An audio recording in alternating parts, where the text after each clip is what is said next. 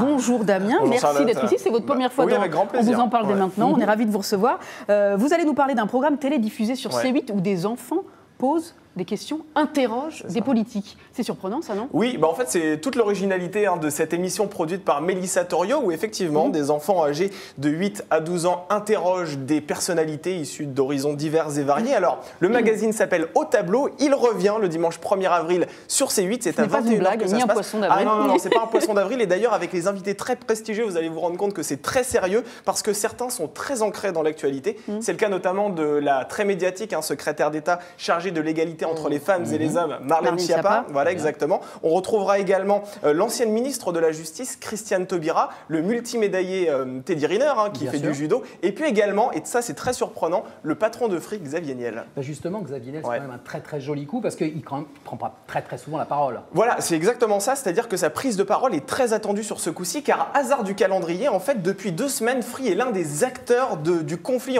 qui fait rage entre TF1 et les opérateurs, parce que pour rappel, en fait, le groupe audiovisuel dirigé par Gilles Pélisson aimerait faire payer la distribution de ces chaînes du groupe TF1, donc c'est-à-dire TF1, TMC, TFX, TF1 Série Film et LCI, mais certains distributeurs comme Orange, comme Canal, comme Free refusent de cette rétribution que l'on estime à moins de 20 millions d'euros. Alors du coup, un bras de fer s'est engagé, les opérateurs ont menacé de couper le signal des chaînes TF1 et finalement Orange a fini par trouver un accord, mais il semblerait que les négociations avec Free soient actuellement au point mort et justement dans Au Tableau, Xavier Niel a accepté d'en parler pour la toute première fois. Les enfants l'interrogent. Exactement, et je vous propose de découvrir cette séquence qui a déjà été dévoilée. Vous allez couper TF1 ? On est très dans l'instantané. Le problème de TF1, on le prend, c'est qu'aujourd'hui, pour vous, c'est une chaîne gratuite ou c'est une chaîne payante TF1 ? Un peu les deux. Pourquoi un peu les deux ? Qu'est-ce que vous trouvez de payant chez TF1 ? En fait, à la base, c'était pas payant, mais aujourd'hui, ils demandent des sous pour pouvoir diffuser cette Mais vous êtes prêt à payer pour regarder TF1 ? Non. Vous avez la réponse à votre question ? Non.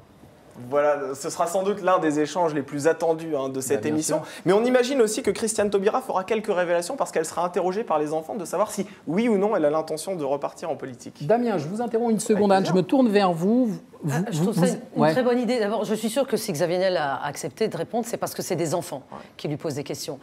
C'est très didactique. Et moi, je vais beaucoup parler aux enfants, parce que j'ai eu des demandes d'institutrices, de classes élémentaires, etc. Et je trouve que les questions des enfants sont extraordinaires. Elles sont sans filtre, elles sont vives. Et moi, je leur parle de la guerre. Souvent, ils me posent des questions sur la guerre, sur le terrain. Et j'ai toujours beaucoup de plaisir à le faire. Donc, je trouve que c'est une formidable idée d'émission. Ça, c'est dit. En parlant d'invité de marque, Damien Canivez, j'ai entendu parler de Brigitte Macron. Ça en est où, ça? Mais vous m'avez rien dit, Charlotte?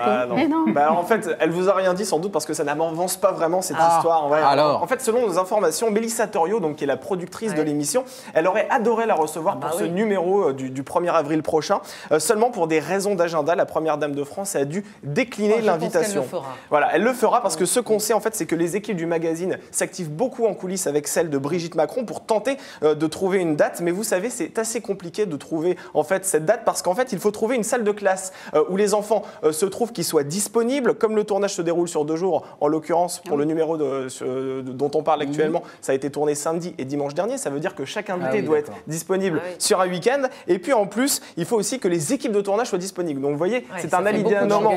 Voilà, c'est un alignement de planètes assez complexe. C'est un casse-tête qu'il faut résoudre donc pour concrétiser la venue de Brigitte Macron. Je vous demande de sortir votre petite boule de cristal. Le dernier numéro et la calculette. Le dernier numéro diffusé le 7 février dernier a fédéré 564 000 téléspectateurs, soit 2,7% de part d'audience. C'est des chiffres que la régie nous a donnés.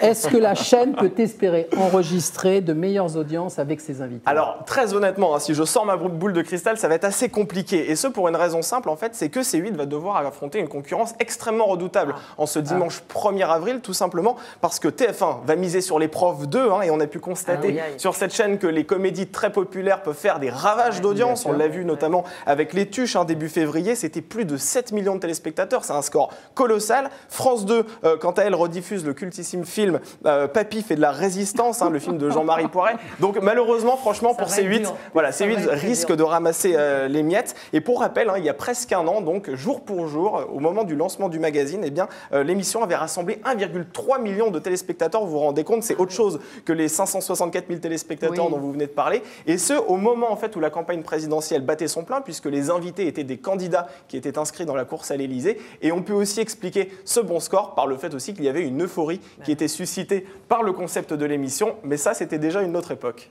Merci beaucoup, Damien Canivez, pour toutes ces précisions. On retrouve vos papiers sur tvmag.lefigaro.fr, vos interviews également, vos interviews vidéo dans le Buzz TV, en alternance avec Nicolas Voller et Philippe Larocque sur Figaro Live. Merci beaucoup, Damien. Anne, je me retourne vers vous parce que la télévision, vous connaissez bien, évidemment. Vous avez été chroniqueuse sur Canal+ en 2014. Une expérience dans le Grand Journal. Avec Antoine Decaux à l'époque, oui. Oui, c'était Antoine Decaux qui présentait. Et c'est là où j'ai fait la connaissance de Fabrice Pierrot, qui était le rédacteur en chef du Grand Journal et qui est devenu mon co-auteur, mon co-réalisateur pour le film. Sur le documentaire. Donc ça mène à des très belles rencontres. Voilà, vous en gardez un bon souvenir. C'est compliqué, la télé. C'est quelque chose que vous réitéreriez si... Moi, j'aime bien aller à la télé de façon irrégulière. C'est-à-dire de ne pas être rattachée à une émission en particulier ou être justement chroniqueuse. J'ai été chroniqueuse, mais pas longtemps. Parce qu'à chaque fois, je me dis, si je le suis trop longtemps, trop régulièrement, je ne pourrais pas faire ce que j'aime le plus, c'est-à-dire aller sur le terrain. Mais en même temps, la télé est importante parce qu'elle est puissante, bien sûr.